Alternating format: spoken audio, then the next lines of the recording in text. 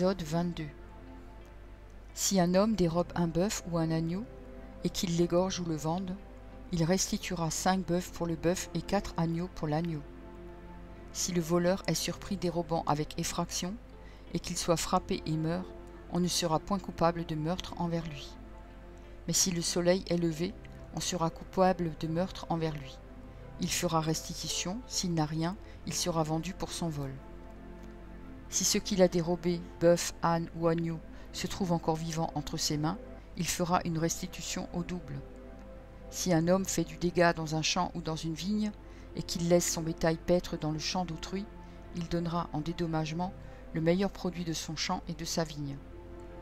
Si un feu éclate et rencontre des épines, et que du blé en gerbe ou sur pied, ou bien le champ soit consumé, celui qui a causé l'incendie sera tenu à un dédommagement. Si un homme donne à un autre de l'argent ou des objets à garder, et qu'on les vole dans la maison de ce dernier, le voleur fera une restitution au double, dans le cas où il serait trouvé. Si le voleur ne se trouve pas, le maître de la maison se présentera devant Dieu, pour déclarer qu'il n'a pas mis la main sur le bien de son prochain. Dans toute affaire frauduleuse concernant un bœuf, un âne, un agneau, un vêtement ou un objet perdu, au sujet duquel on dira « c'est cela », la cause des deux parties ira jusqu'à Dieu.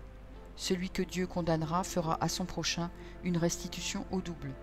Si un homme donne à un autre un âne, un bœuf, un agneau ou un animal quelconque à garder, et que l'animal meure, se casse un membre ou soit enlevé, sans que personne ne l'ait vu, le serment au nom de l'Éternel interviendra entre les deux parties, et celui qui a gardé l'animal déclarera qu'il n'a pas mis la main sur le bien de son prochain. Le maître de l'animal acceptera ce serment, et l'autre ne sera point tenu à une restitution. Mais si l'animal a été dérobé chez lui, il sera tenu vis-à-vis de son maître à une restitution. Si l'animal a été déchiré, il le produira en témoignage, et il ne sera point tenu à une restitution pour ce qui a été déchiré. Si un homme emprunte à un autre un animal, et que l'animal se casse un membre ou qu'il meurt, en l'absence de son maître, il y aura lieu à restitution. Si le maître est présent, il n'y aura pas lieu à restitution. Si l'animal a été loué, le prix du louage suffira. Si un homme séduit une vierge qui n'est point fiancée, et qu'il couche avec elle, il paiera sa dot et la prendra pour femme. Si le père refuse de la lui accorder, il paiera en argent la valeur de la dot des vierges. Tu ne laisseras point vivre la magicienne. Quiconque couche avec une bête sera puni de mort. Celui qui offre des sacrifices à d'autres dieux qu'à l'Éternel seul sera voué à l'extermination. Tu ne maltraiteras point l'étranger, et tu ne l'opprimeras point, car vous avez été étrangers dans le pays d'Égypte. Tu n'affligeras point la veuve ni l'orphelin.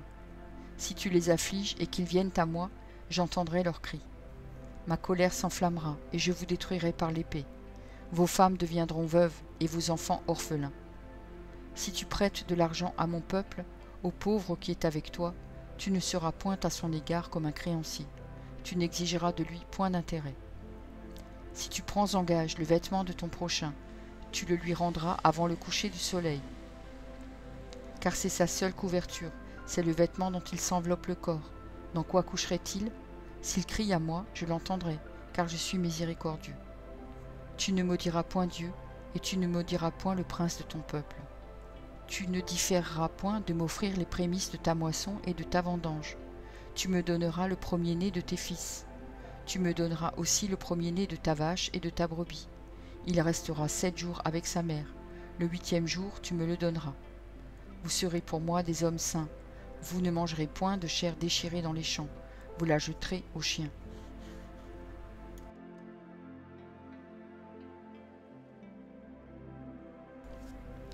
Exode 23. Tu ne répandras point de faux bruits. Tu ne te joindras point aux méchants pour faire un faux témoignage. Tu ne suivras point la multitude pour faire le mal. Et tu ne déposeras point dans un procès en te mettant du côté du grand nombre pour violer la justice. Tu ne favoriseras point le pauvre dans son procès. Si tu rencontres le bœuf de ton ennemi ou son âne égaré, tu le lui ramèneras. Si tu vois l'âne de ton ennemi succombant sous sa charge, et que tu hésites à le décharger, tu l'aideras à le décharger. Tu ne porteras point atteinte au droit du pauvre dans son procès. Tu ne prononceras point de sentence inique, et tu ne feras point mourir l'innocent et le juste, car je n'absoudrai point le coupable. Tu ne recevras point de présent, car les présents aveuglent ceux qui ont les yeux ouverts et corrompent les paroles des justes. Tu n'opprimeras point l'étranger. Vous savez ce qu'éprouve l'étranger, car vous avez été étrangers dans le pays d'Égypte. Pendant 6 années, tu ensemenceras la terre et tu en recueilleras le produit. Mais la 7e, tu lui donneras du relâche et tu la laisseras en repos. Les pauvres de ton peuple en jouiront, et les bêtes des champs mangeront ce qui restera. Tu feras de même pour ta vigne et pour tes oliviers. Pendant 6 jours tu feras ton ouvrage, mais le 7e jour tu te reposeras, afin que ton bœuf et ton âme aient du repos, afin que le fils de ton esclave et l'étranger aient du relâche. Vous observerez tout ce que je vous ai dit, et vous ne prononcerez point le nom d'autre Dieu, qu'on ne l'entende point sortir de votre bouche. 3 fois par année tu célébreras des fêtes en mon honneur. Tu observeras la fête des pains sans levain pendant 7 jours, au temps fixé dans le mois des épis. Tu mangeras des pains sans levain, comme je t'en ai donné l'ordre.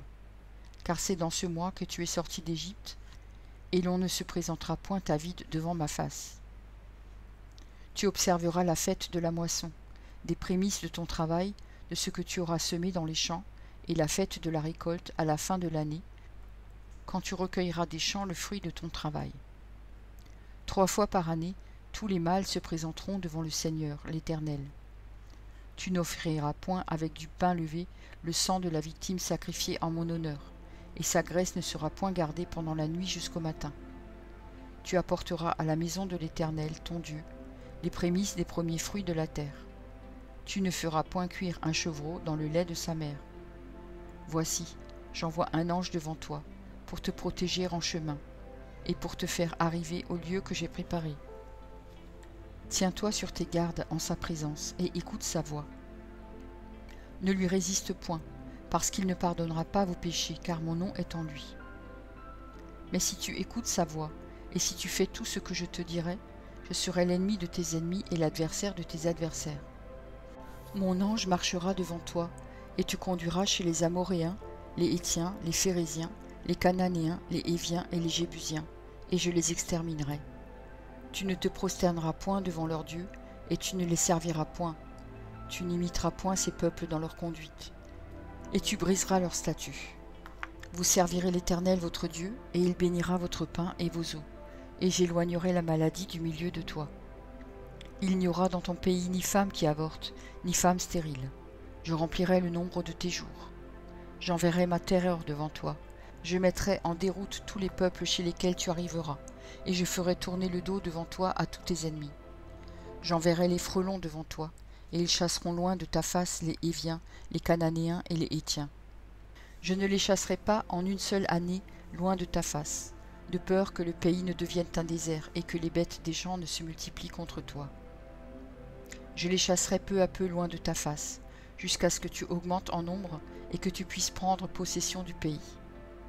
J'établirai tes limites depuis la mer Rouge jusqu'à la mer des Philistins, et depuis le désert jusqu'au fleuve, car je livrerai entre vos mains les habitants du pays, et tu les chasseras devant toi. Tu ne feras point d'alliance avec eux, ni avec leurs dieux. Ils n'habiteront point dans ton pays, de peur qu'ils ne te fassent pécher contre moi, car tu servirais leurs dieux, et ce serait un piège pour toi. Exode 24. Dieu dit à Moïse, monte vers l'Éternel, toi et Aaron, Nadab et Abihu, et 70 des anciens d'Israël, et vous vous prosternerez de loin. Moïse s'approcha seul de l'Éternel. Les autres ne s'approcheront pas, et le peuple ne montera point avec lui. Moïse vint rapporter au peuple toutes les paroles de l'Éternel et toutes les lois. Le peuple entier répondit d'une même voix, nous ferons tout ce que l'Éternel a dit. Moïse écrivit toutes les paroles de l'Éternel. Puis il se leva de bon matin. Il bâtit un autel au pied de la montagne et dressa 12 pierres pour les 12 tribus d'Israël.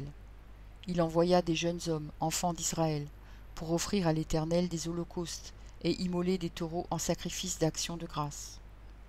Moïse prit la moitié du sang, qu'il mit dans des bassins, et il répandit l'autre moitié sur l'autel. Il prit le livre de l'Alliance, et il le lut en présence du peuple. Ils dirent, « Nous ferons tout ce que l'Éternel a dit, et nous obéirons. » Moïse prit le sang, il le répandit sur le peuple, en disant, « Voici le sang de l'alliance que l'Éternel a faite avec vous, selon toutes ses paroles. » Moïse monta avec Aaron, Nadab et Abihu, et 70 anciens d'Israël. Ils virent le Dieu d'Israël sous ses pieds. C'était comme un ouvrage de saphir transparent, comme le ciel lui-même dans sa pureté. Il n'étendit point sa main sur l'élite des enfants d'Israël. Ils virent Dieu, et ils mangèrent et burent. L'Éternel dit à Moïse, « Monte vers moi sur la montagne, et reste là.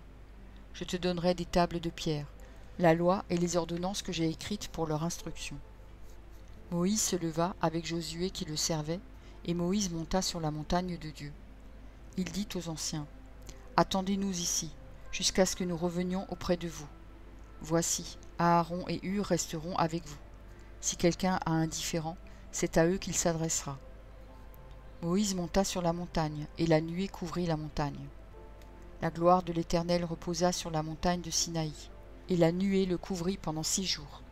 Le 7e jour, l'Éternel appela Moïse du milieu de la nuée. L'aspect de la gloire de l'Éternel était comme un feu dévorant sur le sommet de la montagne, aux yeux des enfants d'Israël. Moïse entra au milieu de la nuée, et il monta sur la montagne. Moïse demeura sur la montagne 40 jours et 40 nuits. Merci pour ton écoute. Je t'encourage à écouter encore la parole du Seigneur. J'ai pris un engagement avec lui, et je publierai tous les jours un verset. Si j'en oublie un jour, j'en ferai 2 le lendemain. De ton côté, tout ce que tu as à faire, c'est de t'abonner à cette chaîne. Et s'il te plaît, n'oublie pas le pouce bleu. Et si tu veux me laisser un gentil commentaire, c'est aussi apprécié.